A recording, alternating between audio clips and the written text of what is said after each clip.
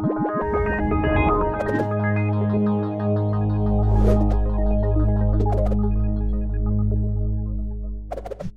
what's up? I'm Dustin, a developer here at Treehouse. Today, I want to go over the subtle difference between a couple of JavaScript array methods.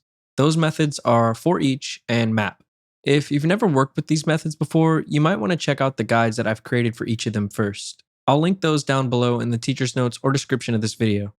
But if you are familiar with these already and you'd like to understand their differences and how to use them, let's hop into our text editors and write some code. First, I'll set up an app.js file.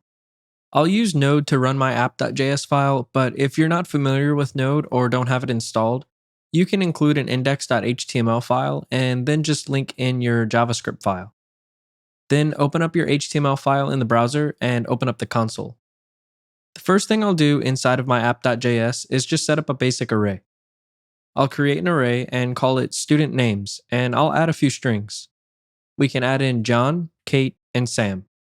Next, I want to loop over each of these array elements and log them to the console in all lowercase letters. So let's use the forEach method to do this.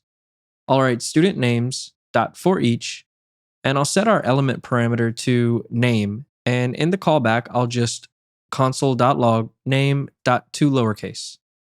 Let's check out what we get back in the console. In my terminal, I'll run node app.js. As you can see, we get back all of our array items in lowercase. This is exactly what we wanted. Now, how would we do the exact same thing but using map instead? It's pretty easy. You just replace forEach with map. I'll save my app.js file and then clear my console and run node app.js again. And look at that, we get the exact same thing in the console. So what exactly is the difference between these two methods? Let's switch up the structure of our code just a bit so that we can see how these methods differ. I'll comment out what we've written before and I'll write console.log, and inside of this console.log, we'll take our student names array and run the forEach method on it. We'll take our name element and just convert it to lowercase just as we did before. I'll hit save and then clear out my console and run node app.js again.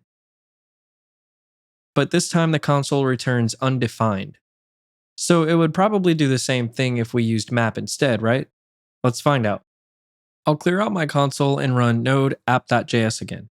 This time we're returned with our array of student names. Why is this?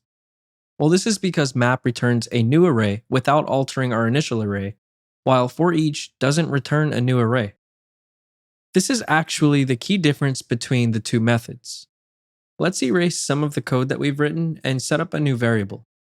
We can call this variable names, and we'll set this equal to studentnames.forEach, and we'll again take in the name and convert it to all lowercase letters. Now, if we console.log this names variable, we should get undefined in the console because forEach will not return a new array. I'll hit save and clear out my terminal, and then I'll just run node app.js again. And undefined is shown in the console. But if we change our method to map, we'll get an array back as our value for our names variable. Sweet, our names variable now holds our new array of all lowercase names. If we hop back into the code and console.log our student names array, you'll notice that it still has the same values that we originally gave it.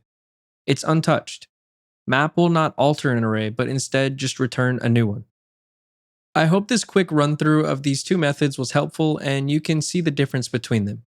They definitely both have their use cases, and now you should understand when and how to use them effectively. I'll see you in the next one, and until then, have fun and happy coding.